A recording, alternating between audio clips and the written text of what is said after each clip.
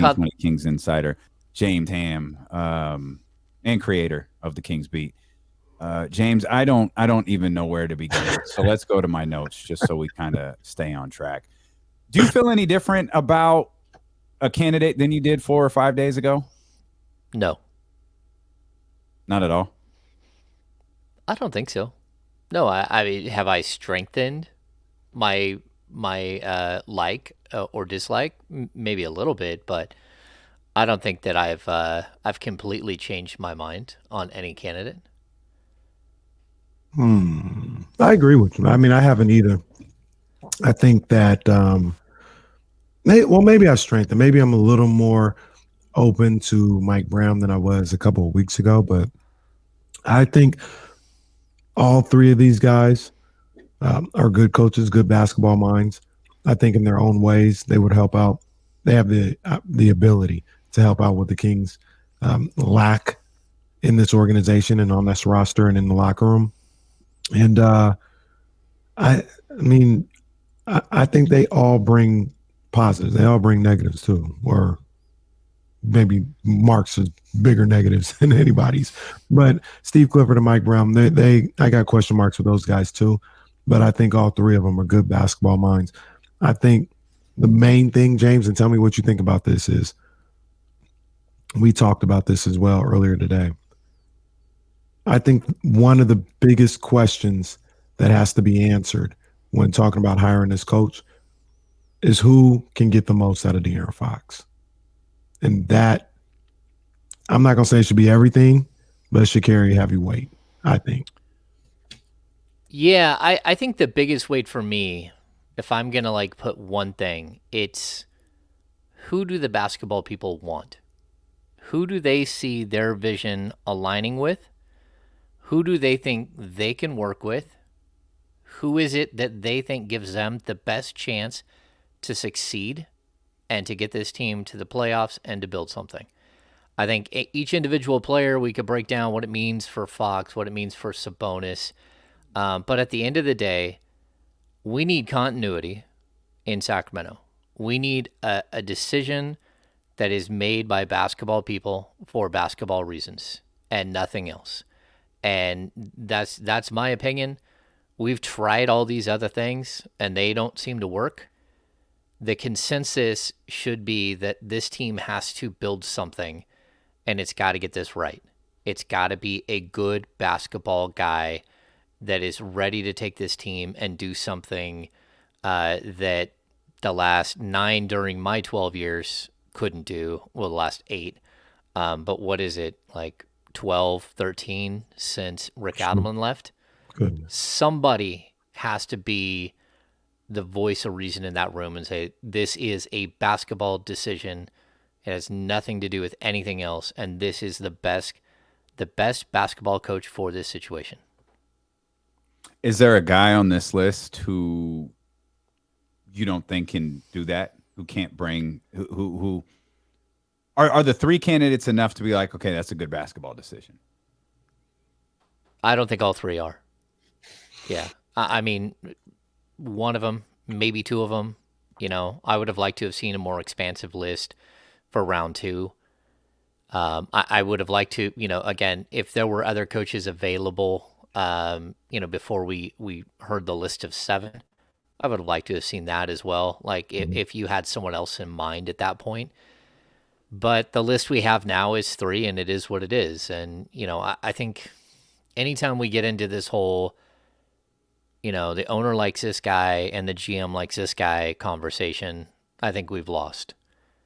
Because now we're in the same situation we were when Michael Malone was hired before Pete Alessandro, when George Karl was hired before Vlade Divac, when Dave Yeager was brought in, when Vlade was looking at completely different coaches, and Dave Yeager became his coach over a weekend. That when Monte McNair took this job, he had 3 more years of Luke Walton under contract. So that's the process we have to stop doing, where we have this disjointed who's under contract now, who's going to be, like, a GM should be able to hire his own coach. That's the way successful franchises go.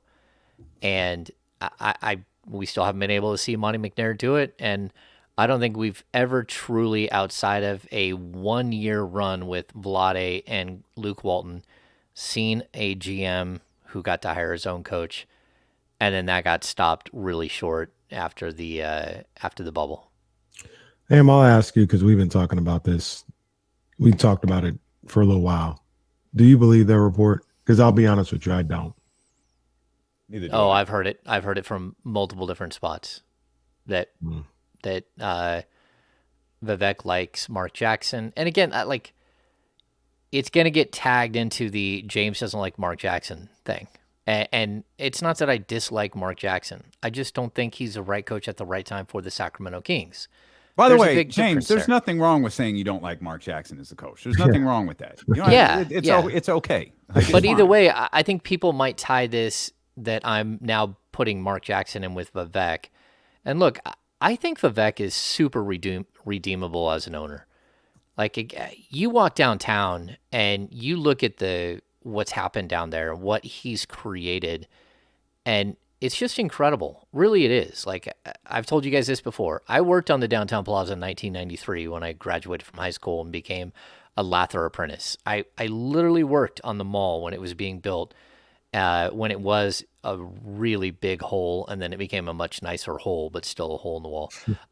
But anyway, like watching the transformation of downtown is remarkable. And, we can make fun of the crazy, like, what is it, the piglet statue and all that stuff. But the fact that stuff is there is amazing. That wasn't there before. And this team was on its way out the door, and it was playing in the worst arena in the NBA. He's done so much, but he still has a major image issue here in Sacramento, as an owner, and it's because, the mantra always is this: it's winning cures all. And that's some really, really it's so far off in the distance because we've never got to a point where there's winning. So winning can't cure all if you never actually win. Right. So we have to, that hypothesis has never been tested. And so I would like to see basketball people making basketball decisions. That's why you hire them. You hire them to make basketball decisions. And again, I don't think he is a bad owner. He puts money into the product. They had a $130 million payroll this year. It's the highest payroll. It's more than twice any payroll that the Maloofs ever paid. And, he's out there. He puts in the time. He stands courtside and cheers every single game.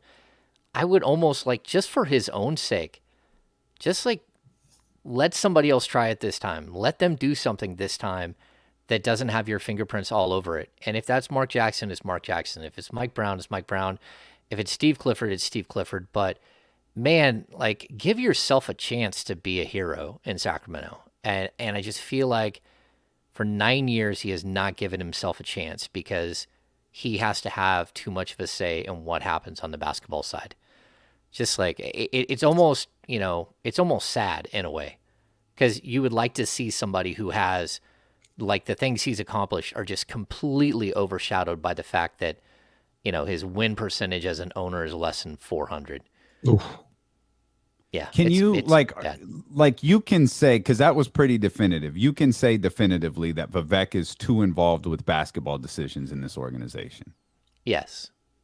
Is there something that you can point to? Is there a clear, I'm using this as an example. I'm not. It's the popular. Everyone wanted Luka, but Vivek wanted Marvin. No. I know that's not the narrative, but is there a? I don't know. I think everyone remembers when he bought the team, and it's 5-on-5 and 5-on-4 or 5-on-4 and all of the interviews that he was doing and sitting with Shaq on Sports Center and all of this stuff, and maybe a little too much talking, maybe a little too much being out there, but it's okay, what has been his decision? Dave Yeager has been alluded to. Was Dave Yeager, it wasn't Vlade, so was Dave Yeager Vivek's idea?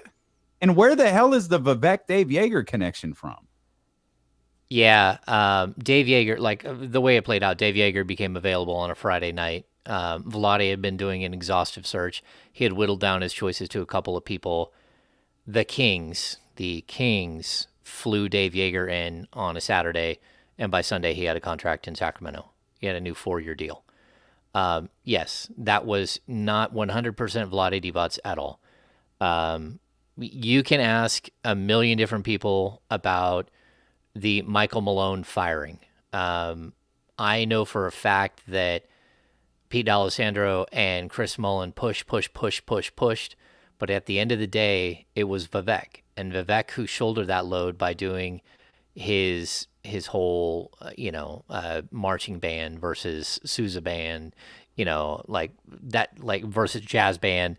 Like, I know that happened. I know that he was involved in draft picks. Real quick, James. Oh, real wait. quick. Yes. When you say push, they pushed to get Mike Malone out. Oh yeah. Okay. No, Pete D'Alessandro. Pete D'Alessandro Okay. and Michael Malone didn't talk for 6 weeks before. But he the was part fired. that stands out about that is, and I thought this is where Kenny was going, is Vivek let basketball people make basketball decisions, and it's arguably the worst one that's been made in this franchise in the last decade, or I think, certainly top two. I think he was part of that decision. I mean, like the Luka thing is one of the Marvin Bagley thing. It really does go down as, like, there are a lot of people who say not it, like it wasn't me. Mm-hmm. One of those people being Brandon Williams, who was like, oh yeah, well that was Vlade. No, like at the time, no, that was a huge. Brandon Williams was a huge proponent of drafting Marvin Bagley. No questions asked. So that's one thing. But Vlade in the end did make that decision. He did make that decision. But there are other decisions that haven't been that way. So, like, there are draft picks that were taken specifically because Vivek went, to a Final Four and fell in love with the player. There are, free agents that were signed because Vivek wanted them signed.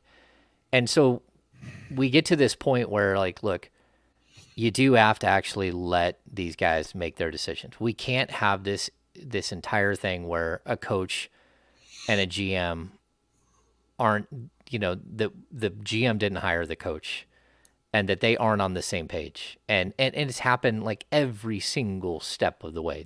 Again, the only time where I honestly believe was that the first year of Luke Walton, him and Vlade were on the same page. Where that was his guy. Now, it doesn't mean that there's some huge rift between the front office and the coaching staff. It just means that that's not the guy you would have chose. And that's the problem. So if Monte is going to have this saying, I mean, this is like his legacy as well. If he's going to be the one running the basketball side, Vivek can be a voice in the room, but at the end of the day, the decision should be the general manager's job. And at this point, like, look, there's no one else. It's like Joe Dumars is gone. He wanted like a president of basketball ops position, basically. Now it's just Monty and Wes. Everyone else is gone. He basically is a president of basketball operations for all intents and purposes. He's a GM, but he is like the guy running the show. You got to let the guy, not only do you have to let him make his own choice, but on top of that, you have to actually match up years of contract, because that's going to be the next issue. Because like those guys aren't under contract long term at all, the front office. So Can you define that? Do you know definitively that you can say? Yeah, I know they're under contract this year, and after this year, I'm not sure. I know that they need their contracts. Like, we're at a point where that needs to be the next situation that's rectified by the end of the summer.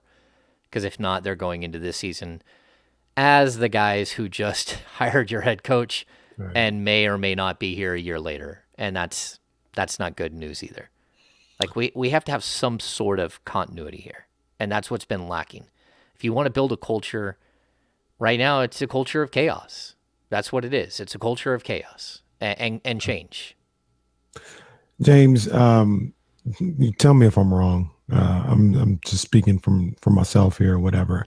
I just feel like go on this rant feels like once a month about all this stuff. I think one of, if not the biggest problem in this organization is winning is not the most important thing for the Sacramento Kings as a whole. And I think there's too many people fighting for power, fighting for credit, too many people jealous. And I've said it a number of different times. Like a story that came out with Vivek liking one guy and the GM and everybody liking another, that didn't come from Vivek. And that came from somebody that should have shut their mouth. But they can't because they want to make Vivek look bad as possible. And any story that's going to have him look bad, hey, guess what I heard? Guess what I heard? Da-da-da-da. And that story getting out is a microcosm for me of one of the major, if not the biggest problem for this franchise. Winning is not the most important thing in this franchise. And until that changes, that's bigger than Vivek. That's more of a Vivek. Talking about winning being the biggest thing in an organization, that is an organizational problem. And everybody's fingerprints are on that. And until that changes, we're gonna get another story. We're gonna get another story from another source who's gonna put the Kings in a bad light. And that's coming from the inside, in my opinion. Well, I mean, a lot of the stories we're seeing right now that are playing out in real time, these aren't coming from inside the wall. It's not a power play by Monte McNair or Wes Wilcox. At least not in my opinion. From things that I heard, it is a lot of the gamesmanship of who's going to get that job and who's not. That's what a lot of it is. It's like, guys are pushing buttons. They know, everyone knows that, well, I would say people who are in the know in basketball understand that if you mention Vivek, you're going to rile up the fan base, right? And so I'd even say in this whole thing, there were times where I thought that somebody probably chose to say something that, like the first initial ones were, the owner's really, really excited about this, right? I don't think those people know Sacramento and they don't know the NBA well enough to have made that decision. And that was a calculated misstep. So then when you see other people pile on, it's like, oh yeah, that's his choice for sure. And then this is Monte's choice. And so now, again, we're in this situation where we see that they're, two possible guys and that they're, there's been a lot of leaning one way. Like I've heard it. I told you guys last week that Mark Jackson was a legitimate candidate. So a completely legitimate candidate. And it was like, wait, no, he's not. Oh yeah, he's legitimate. and so here we are today, that we're in the same situation. I don't think most of these leaks are coming from inside at all. Like I've had plenty of discussions with guys that are decision makers or help decision makers, and I'm not getting this. Hey, can you say this to make him look bad so maybe we can get our guy? That's not happening. Yeah, I don't think that happens either. No, but the agent game. I don't think that happens either. Yeah. No, I don't think that's what happened here either. I agree with you. Yeah, I think the agent thing is going on. The agent thing right now is really going on outside. So, and I told you guys, I talked about it on the podcast that went out last night. I have had conversations, and I do believe, my biggest question with Mike Brown was always, would he take the job?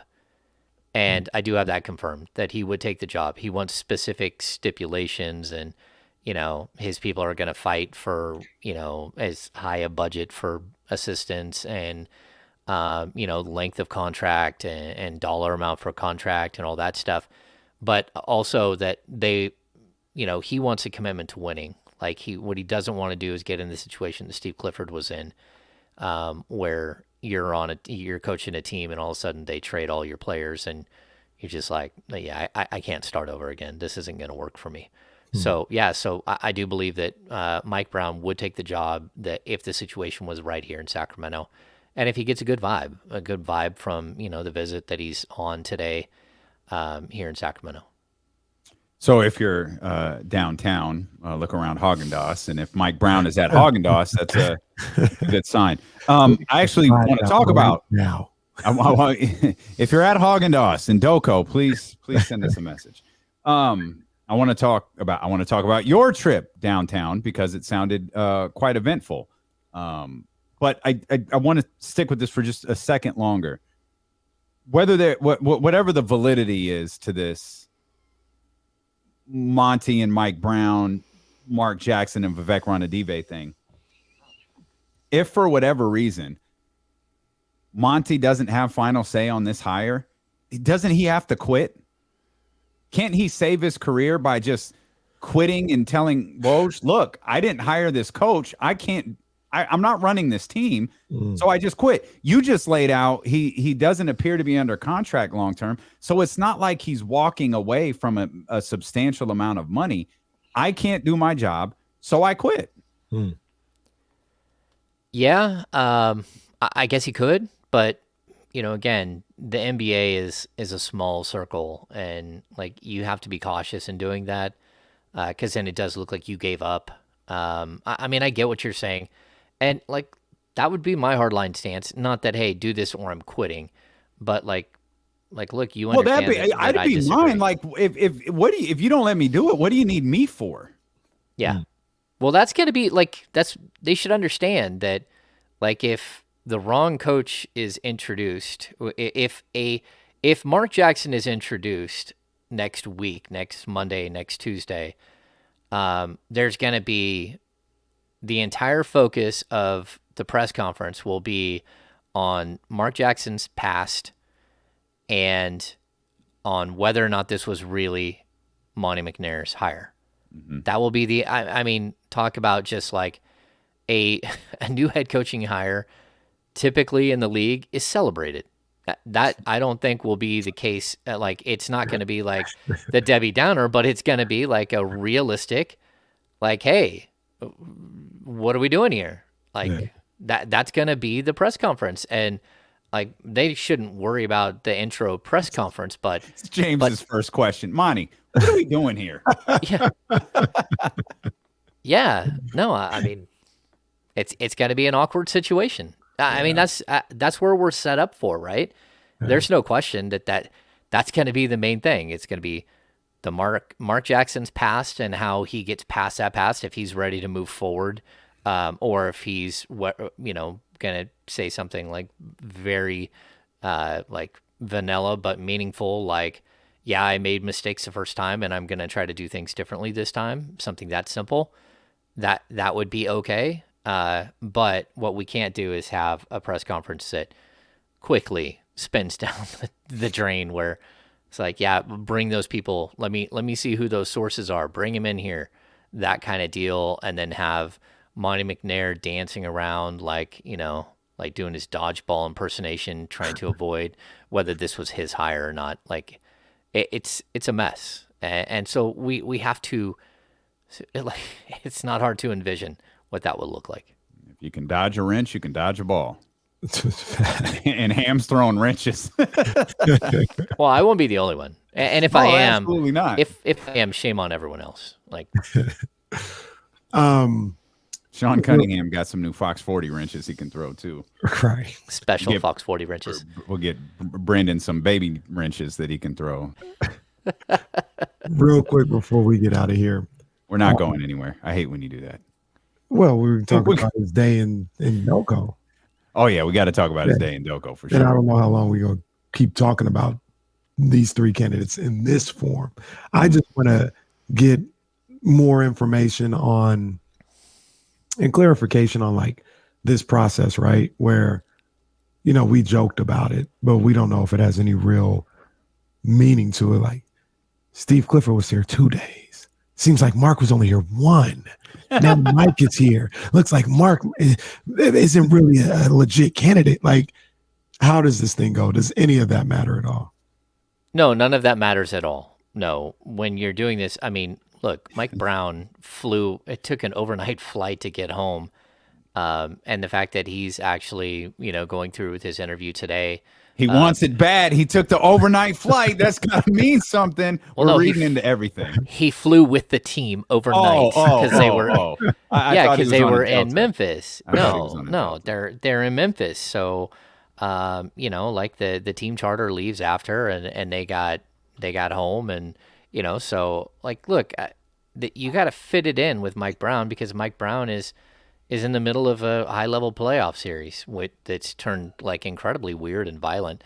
But he's in the middle of a crazy playoff series, and he's here like interviewing and wanting the job. He's showing you that he's willing to take time out of the busy schedule. And, they're working around it. They understand the game. Steve Kerr understands the game. So, no, I don't think we should look into anything. Mark Jackson is calling games like nonstop. So he's got to get somewhere in some city. He's not just taking a bunch of days off to do this as well.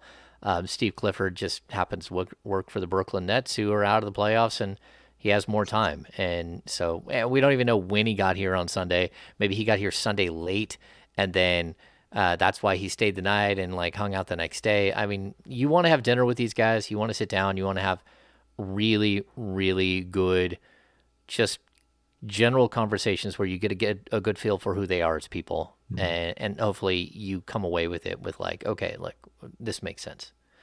Seems like they only had Chipotle with Mark Jackson. They had Yard House with Steve Clifford. They only went to Chipotle with Mark. Yeah. Didn't even go to Haagen-Dazs, man. Didn't even go to Haagen-Dazs.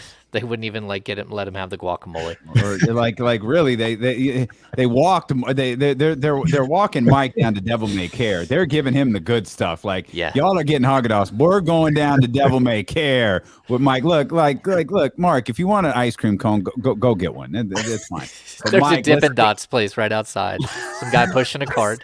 Go get your Dippin' Dots. Go to Starbucks. A vending machine, a Dippin' Dots vending machine. Look, here you go, Mark. Give him none of that. They just got the people outside with the grill with the bacon wrap hot dogs. Like, here, Mark. You got any change? You got any cash? This is paper, whatever. Here, take this little bacon wrap hot dog. Mark, we're going to stand here long enough so James Ham can see us and report that he saw us, and then we're going to then you can go back to your room with the Sawyer. Which is what I want to talk to James about, because James was downtown and apparently he saw everybody. So we'll dive into that. Maybe James will give us an update on his refrigerator. It was quite a fiasco yesterday with the refrigerator. The exasperated sigh. We'll come back much more on the Kings coaching search with the Kings Insider, our 1320 Kings Insider, James Ham, here on Sacramento's #1 sports station, ESPN 1320. All right, clear. Yeah. Hilarious. Someone could call me right now. Hey, is your refrigerator running? I would just go, nope, click. It's not. Wait, it didn't get replaced?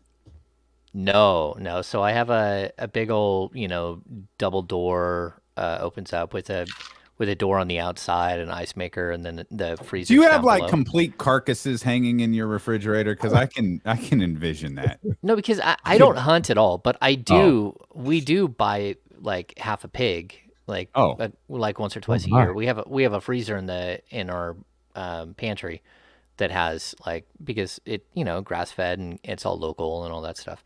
But when it comes to the refrigerator, this is I mean, we've been in this house. It's probably like 6.5 years old, and this is the second time it's blown its compressor. And compressors are, we're talking like $800 to get the thing fixed. But jeez. It's like a $20-something $100 refrigerator. So, and I wanted to bring up this. Where did that go?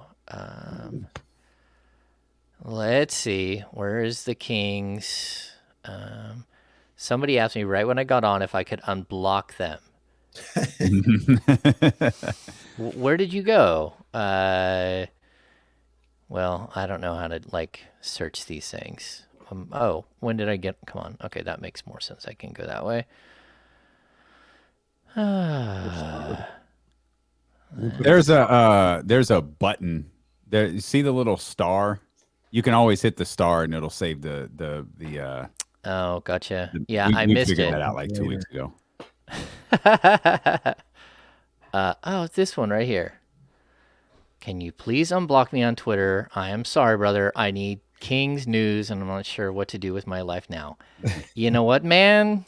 If you would stop making parody accounts of me, which I have to have removed by Twitter, because you continue to make parody accounts of me and put information that's not true out on the internet with my name and my bio and my picture, then maybe I would unblock you. But we'll have to see. Damn, called him out. R.I.P. King's Insight. R.I.P. Yeah. Man. Yeah, well, Yeah. get your Kings news here, buddy. Yeah. Man, No, I haven't blocked Tim Kawakami. I actually like Tim Kawakami. you are a rare breed. Yeah. Yeah. I You're- told you I can get you're along a with anybody. 1-1. Yeah, I can get along with anybody. Yeah. I thought long and hard about whether I should block somebody, but then I'm like, you know what? Every single time I have to send my ID to Twitter, and then they Oh, have to pull it down. And by the time I get in there, it's already got like 25 retweets of people who now believe that something that someone said using my name, and it's a cold world when you get caught by the fake James Ham account.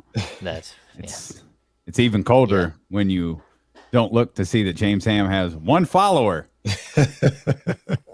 And it's even ice cold when you almost report it on your radio show. Won't say which one of us did that, but it wasn't me. So I'm not going to say who it was, but it wasn't me. Jesse, you got to do better, big dog. Yeah, Got to do better. amazing. Amazing. Damn, I wish we had a Lolo's chicken and waffles here. I'd be there all the time. that's LA. Yeah. Arizona. I think love like in Roscoe's. Arizona and Vegas is where they have these things. Which one is it? It's called Lolo's. Oh yeah, Lolo's. I've been in Arizona with Jason Jones. We're coming back, guys. Hang on. Okay.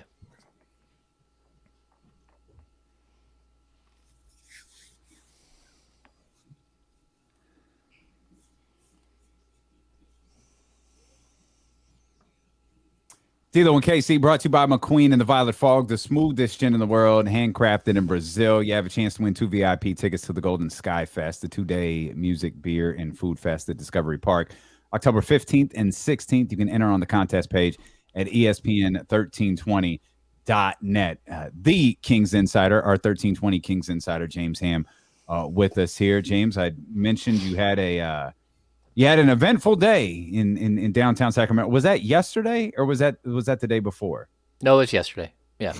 You ran into just about everybody. You wanna take us through your day? It was popping.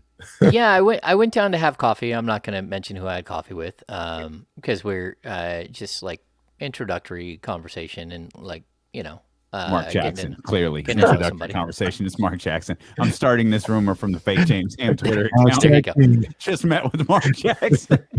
No, but like I talked about this on the pod, like so many times in King's lore, I've just happened to be in the middle of all kinds of things. It really is like some of the Forrest Gump things where he just happens to be there, walking past the school and the girl drops her notebook and he picks it up and here you go, ma'am, you dropped this, like again and again, like all of these times. So yeah, I was I had coffee, and while I was having coffee, I looked out the window and like Monte and Wes are sitting right at a table outside, like right maybe 30 feet away. I don't think they can see me because there's like a crossbar in the windows and I'm kind of leaning back and like so I'm not visible. But then as I'm sitting there a little while later, I didn't actually see Mark Jackson walk up, but I'm like, why is DeMarcus Cousins walking down the middle of the doco? So I'm like, well, that's weird. So anyway, I get done with my coffee meeting, but it like ends just, right after DeMarcus walks by. And so I go to leave and I'm like, I'm going to go see if I can say hi to DeMarcus. So I'm walking down towards Starbucks and Sauced. And as I'm getting down towards Sauced, like Wes is sitting on the outside, like right there, talking on the phone. I wave. He waves back. He's on the phone. I'm not going to mess with him. All of a sudden, I hear my name. I look over, and it's Leo Bias. I'm like, hey, there's Leo. What's up, Leo? He goes, did I just see DeMarcus Cousins? And I'm like, yeah. I'm like, where did he go? Like, he is here. I know he's here. Because I had talked to Sean, and Sean was getting a one-on-one with him. at the Cedric the Entertainer thing down in Vallejo. So I think DeMarcus probably still has his apartment here, and that's why he was here. Anyway, like I go into Starbucks, there's DeMarcus. I skip around people in line, and I just like walk up and walk along upside him, and I'm like, hey, what's up, big boy? And he like we have a really strange relationship, and we actually like he hugs it out, and like it's good. It's good to see him. He's in great shape. I asked him about his Denver experience and all that stuff, and yeah, it was good. It was good. I asked him about Leo because Leo was right outside. He can live. I'll let him live another day because they, of course, never got along. But yeah, it was good to see him. So just like I randomly happen upon these circumstances, like many, many times in my career where you're like, huh, this is kind of surreal. Why is this happening right now to me? And so yeah, it's fun. I mean, Cuz coming back. Did he say that? Do you want to break that here on? He's signing a deal with. No, I'm just joking with you. No, I'm just joking. So Wes Wilcox and DeMarcus Cousins were within 10 feet of each other, and no deal was made, huh? He walked by Wes Wilcox like right before I did. So yeah. Not trying to be funny. Does DeMarcus know who Wes Wilcox is? No, probably not. Okay. I think Wes knows who DeMarcus is. Of course, right. Like I think I'd walk by Wes Wilcox and wouldn't know who he is. Yeah. I'm excited to know who Monte McNair was. Yeah. For like his first year. Like, until you did walk by Monte McNair and you knew exactly who he was. I know. Took a little time though. That was like a year and a half later. I walked by him, I said, and I passed him. Like I didn't even say it in front of him. I passed him and I said, wait a minute. Turn around. Monte McNair. He turns around. He's like, hey, how you doing? Hey, Kenny Caraway, I know you. That's what I heard he said. At that point, did you get your courtside seats, Monte, Kenny? Just at that point, Monte became my guy. That's my guy, Monte McNair. We talked it out. We talked there. There you go. Now, so like, how was that? Like a random Tuesday in downtown Sacramento for you, or do these things kind of? I know you say you always end up in these situations. Does that happen downtown more times than not, where you just get, these Kings front office guys walking around and, and handling business while they're at Fizz or whatever the case may be? Yeah, I mean, I've been in Starbucks multiple times and ran into Monty and Wes, or sat with Nemanja Bjelica while he drank his little tiny shots of espresso. Mm-hmm. Yeah, like I mean that does happen in that area because they're all right there and they all walk. There's also another coffee shop that they used to go to because Starbucks was closed forever. So yeah, I mean you can actually have those moments down there, but it's not all the time.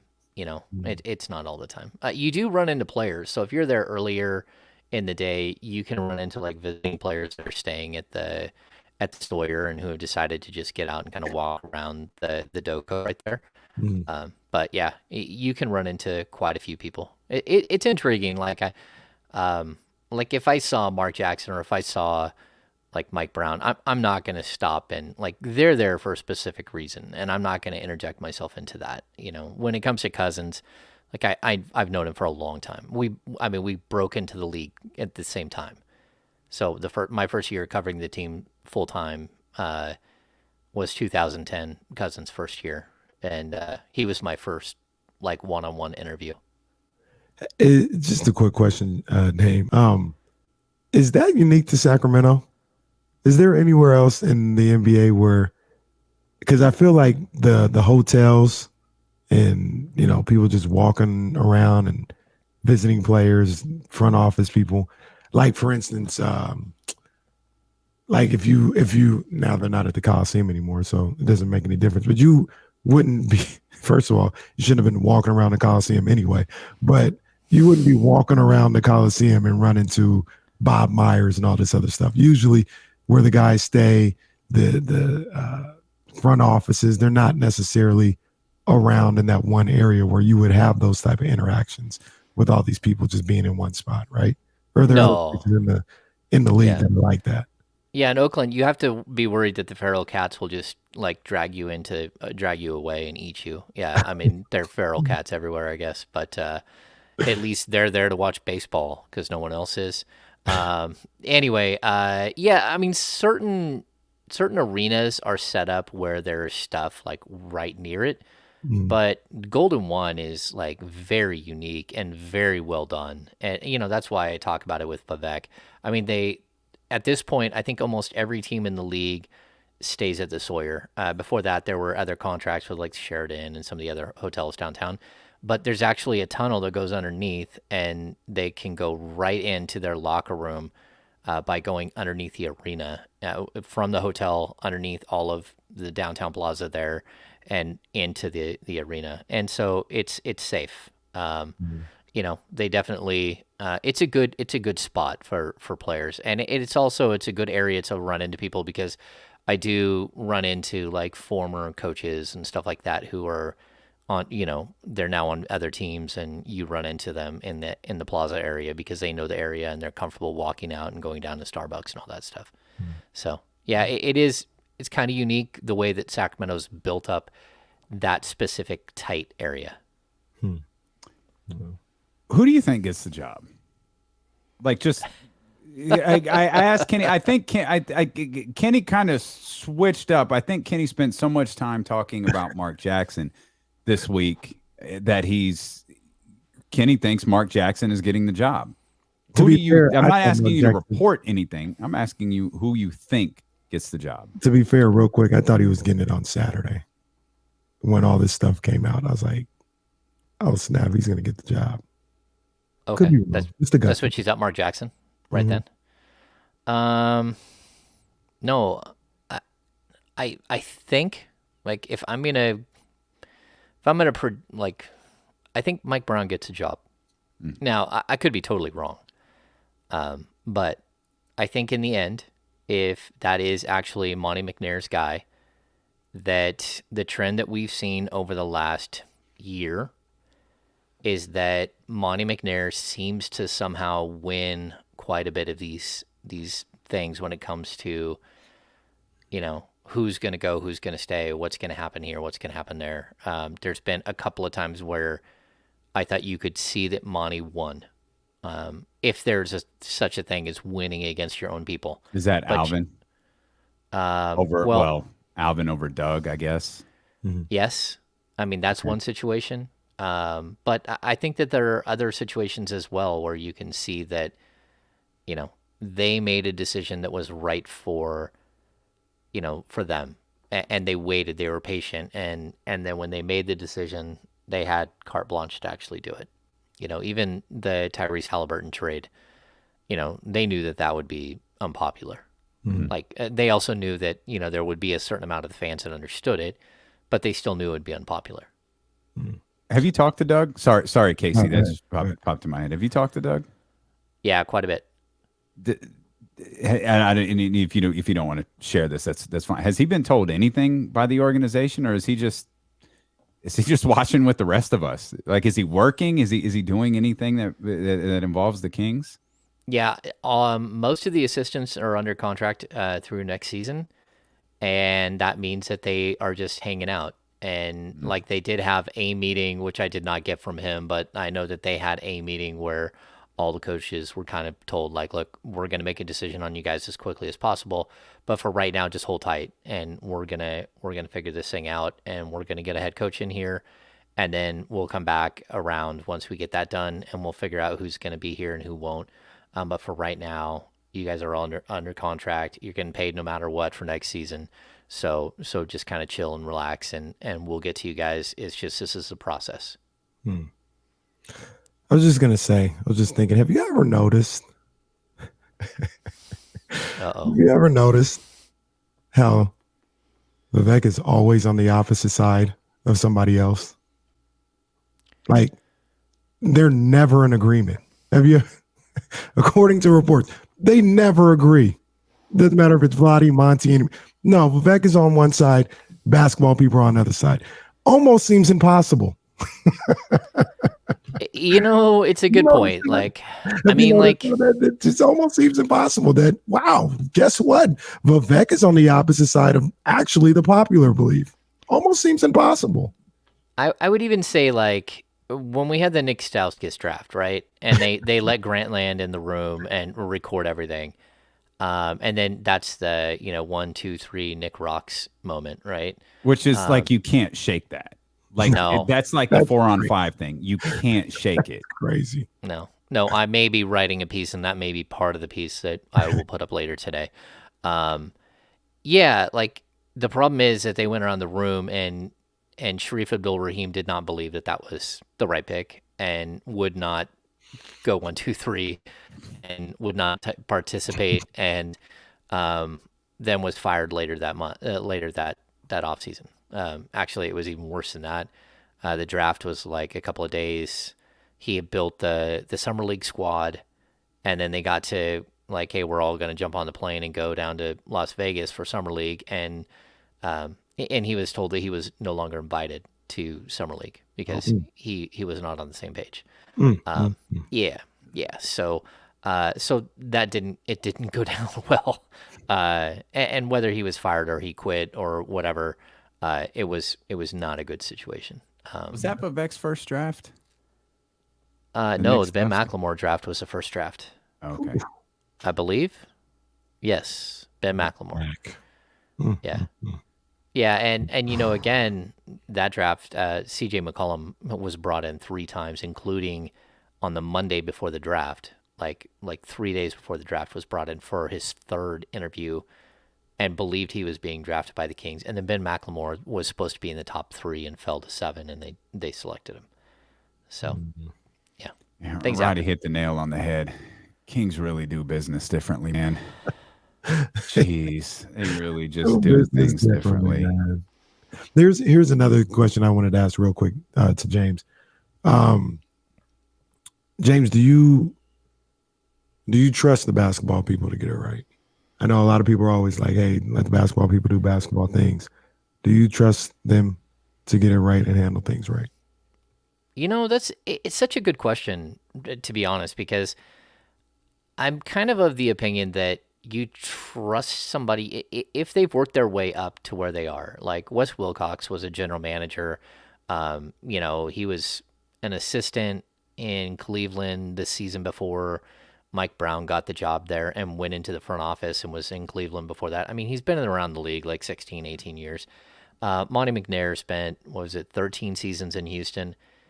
Like, if you work your way up through a system and you do all the jobs and you get to a point where the next logical step is for you to be a general manager and to have your own team, then yeah, like every once in a while there's somebody that gets a job like that is just like, what in the world? How did that happen?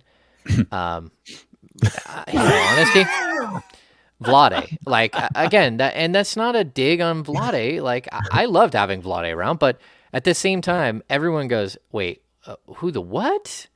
Like, it's not like Vlade had been working his way up through systems. He'd been in a European scout for the Lakers or something at one point, but he's not the only one. Like, there are other situations. Elton Brand's another one. Elton Brand played high stakes general manager and screwed it up.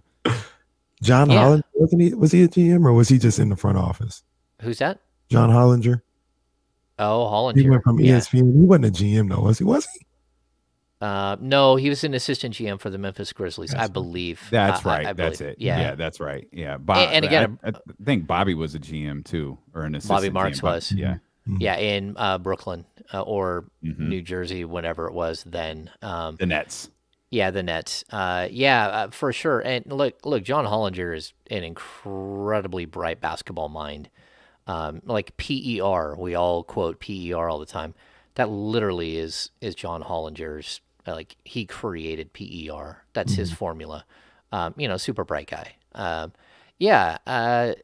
It's just weird. You want to have your basketball people like have some sort of background where they've been in it and they've been doing the battle forever. And again, like, you guys can, like, all the other stuff, the outside stuff with Mark Jackson. My biggest issue with Mark Jackson is he hasn't coached in 8 years, and he only coached for 3 years, and he wasn't an assistant before that, and he hasn't been an assistant after that.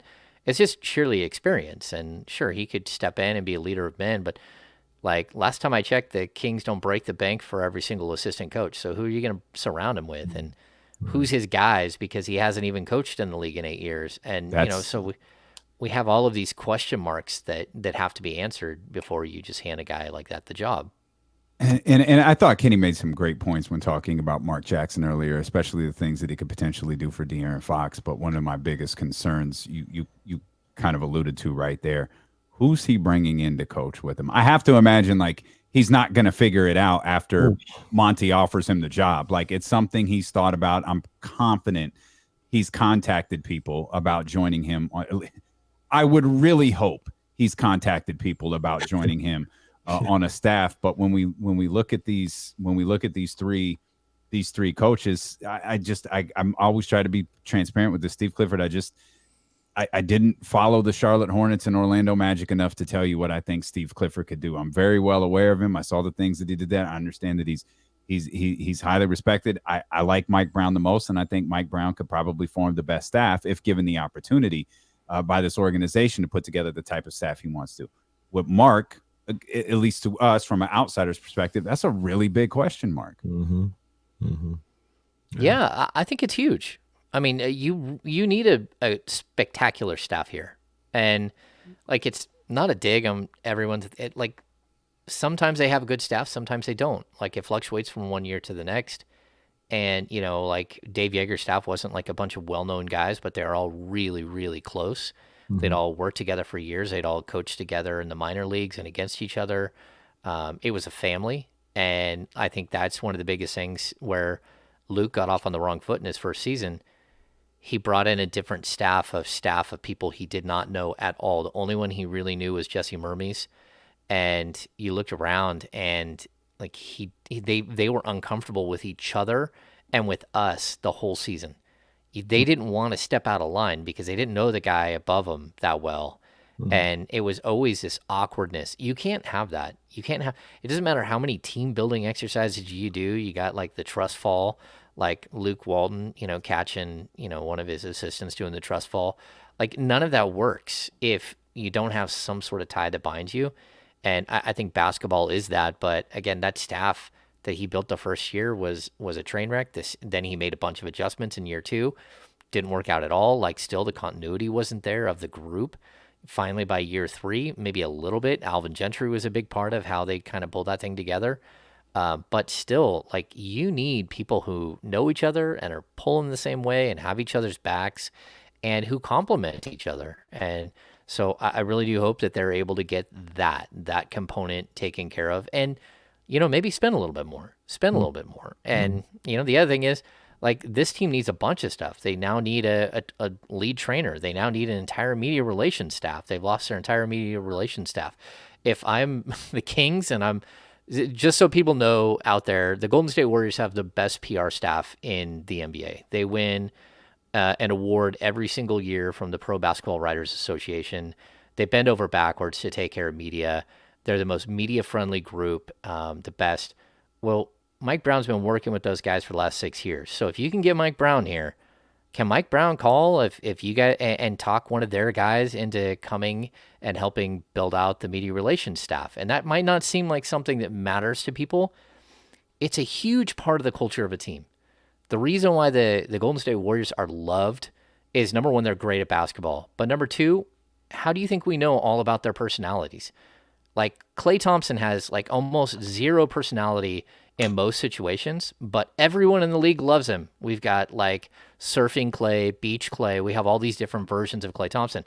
That's because their media relations staff opens the door to media, and like you go to a shoot around and it's like 45 minutes, 15 minutes of Steve Kerr talking, answering questions. Then he stays where he's seated and everyone just kind of goes over and hangs out with Steve Kerr and asks him questions.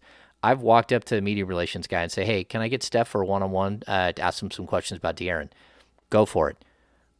I get Steph Curry for a one-on-one at a shoot-around. One of the greatest basketball players ever to suit up.